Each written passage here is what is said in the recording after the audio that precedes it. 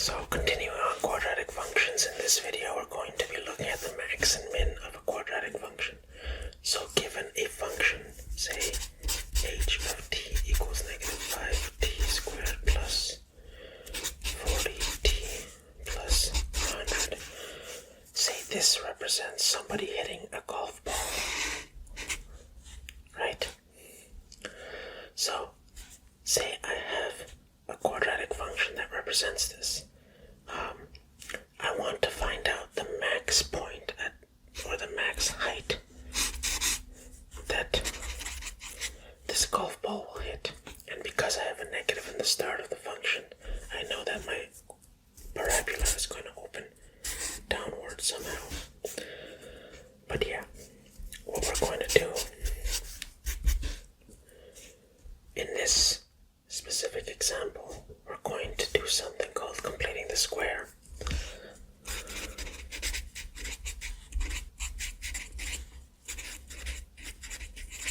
And we've covered this in a previous video. So basically it's when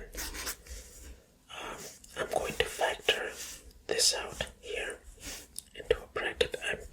I want to convert this into a vertex form. Right now it's in standard form. And I want to go into vertex, and I'm going to factor out a negative 5 here, so I'm left with t squared minus, if I take a 5 out, minus 8t, and I took a negative out, plus 100. So now to complete the square, if you watched my old video, I'm going to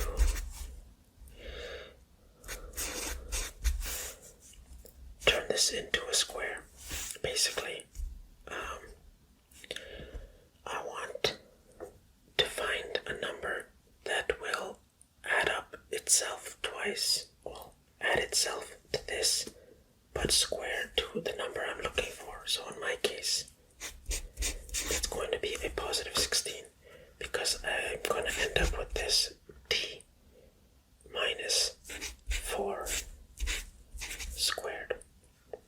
And what this tells me is if I was to open this up, I will get t squared minus 4t minus 4t plus 16. So t squared minus 8t plus 16. So I have just this much, but I want to turn it into this. And I can't do that I can't just add 16. I also have to subtract 16 to make sure I haven't done anything. So me adding 16 there and subtracting 16 there, it's basically this. If you were to solve it, it would be 0. But what I'm going to do is kick this guy out, this negative 16. I'm going to kick him out of this bracket. And I can't just move him out because this bracket is being multiplied by negative 5. So I can do that by doing this. Once I have moved him out, I can basically say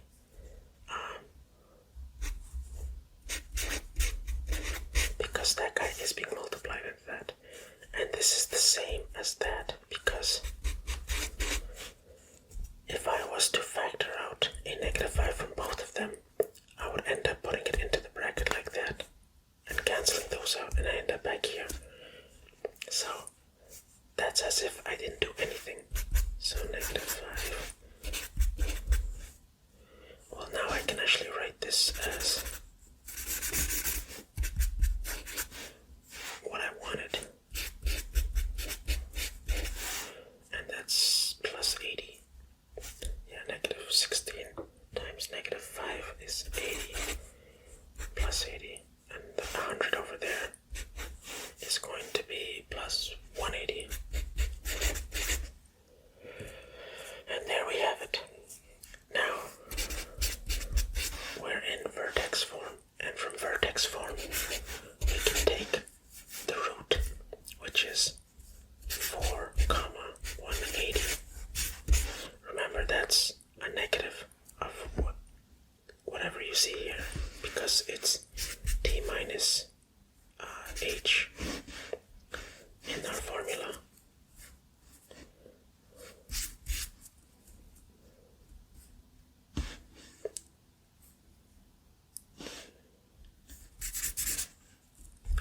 guys covered in a previous video as well as to why I'm taking the negative.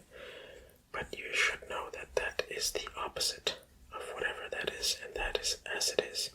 This means I'm going in our original parabola. For one, it's been flipped upside down, and then my root has been moving from, if this says -4, that means I've moved this way 4 units. And then I've moved also up to 180. So my parabola kind of looks something like this. The root is somewhere there. And I haven't found the x and y intercepts yet, so I can't graph that yet. But my main issue was finding the max. And my max is that the golf ball will go to a maximum of 180. So, let's do the same problem again. Except, instead of using completing the squares, I'm going to do something else, another method. And in this case, I am going to determine the zeros. So I'm going to factor it out. So, as you know, the parabola is going to be shaped something, I don't know exactly what, but if I find out the 2 zeros, wherever they are, I can find the midpoint, and I can plug that midpoint in to the formula and find out the max y value, or h of t value. So let's do that. I know that I can factor out a -5.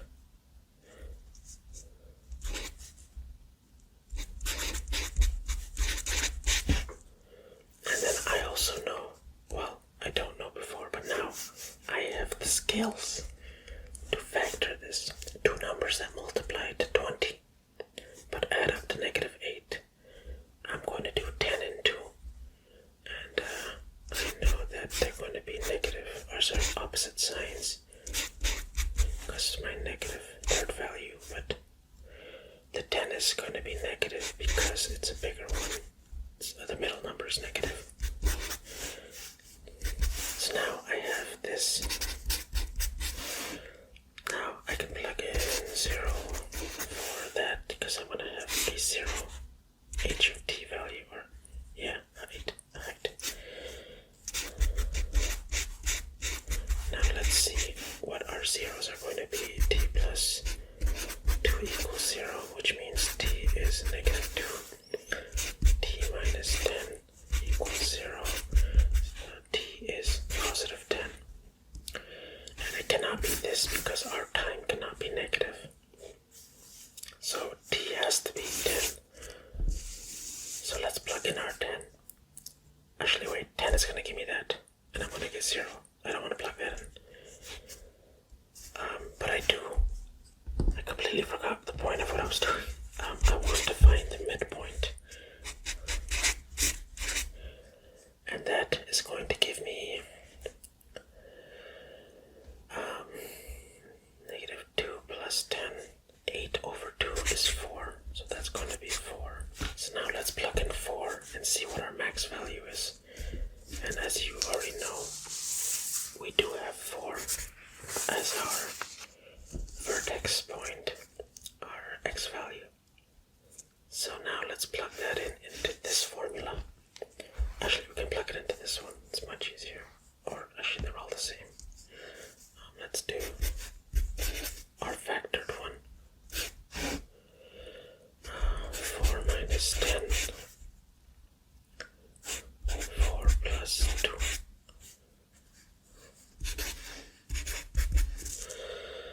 This should give me -6. That should give me a 6. So 6 times 6 is 36 times 5. So negatives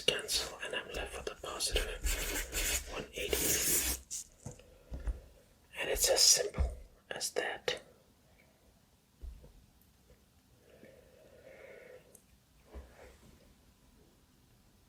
I wonder if I can do one more example. Let's do another one. Let's do p of x equals negative 6 plus 40. So let's say this represents our price of a product in which we're selling. The selling price. And x is the product number of units. Let's do 6x. So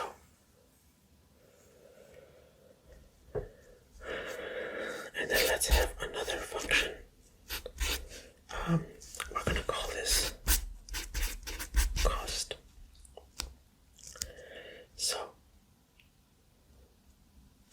let's give our cost function a reason to exist. So now we're going to basically want to calculate the maximum number of profits. So as we know, what we're going to do is basically multiply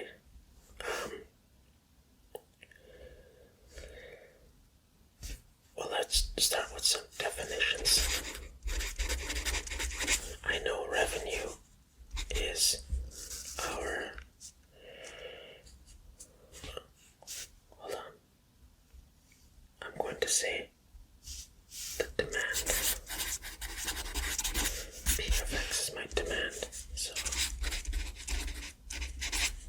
times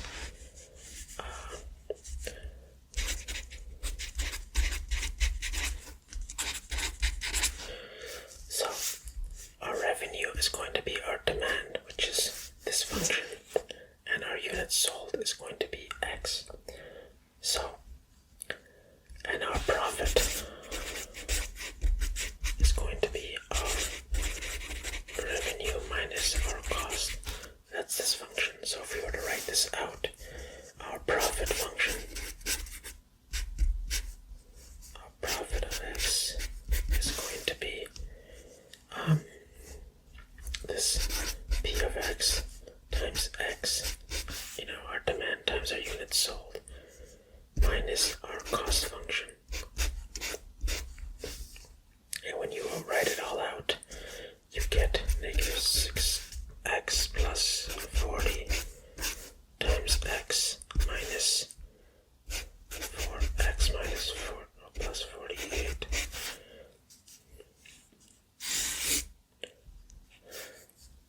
So now let's expand this. And if I was to expand it, I should get negative 6x squared plus 40x minus 4x minus 48, which leaves me with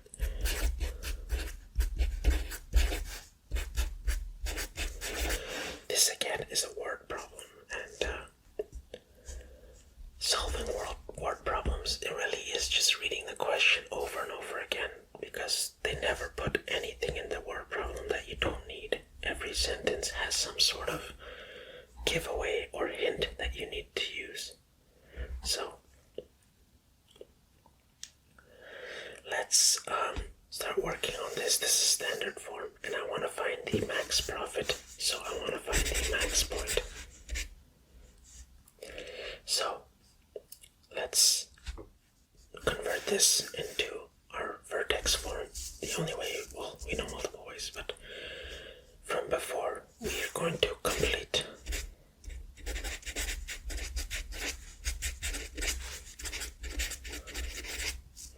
so let's factor that out. Oh wait. Actually, there's actually a much simpler way to do this. Let's take the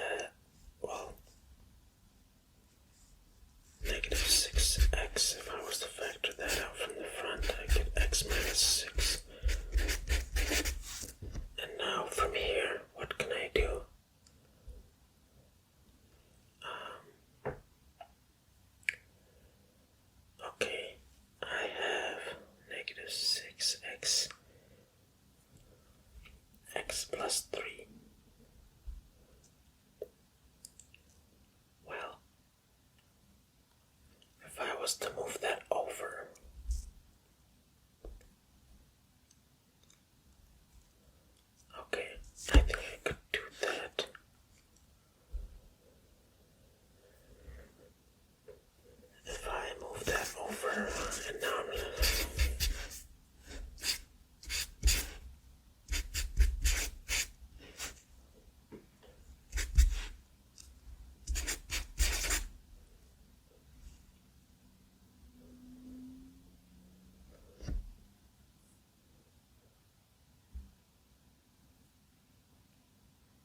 oh wait, that makes sense. Okay. If I plug in 6 times 6, 36, 42, 8. Okay. So now, if I plug in 0 here, I should be able to get x equals 0 from this, and x equals 6 from that. And then these 2 points should give me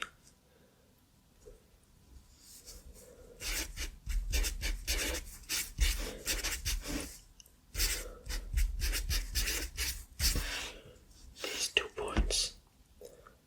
But if I was to plug in this value, to find the point of symmetry, I should get a 3.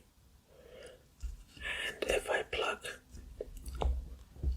a 3 back into my profits function, which is this one right here, let's see what I can get. Say -6 times 3 squared plus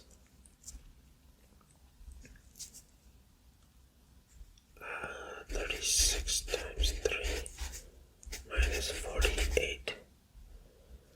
So that gives me 108. 9 times 54 minus 48. Okay, that should give me 46 plus 8. Okay, I'm left with a 6. And there's my profit.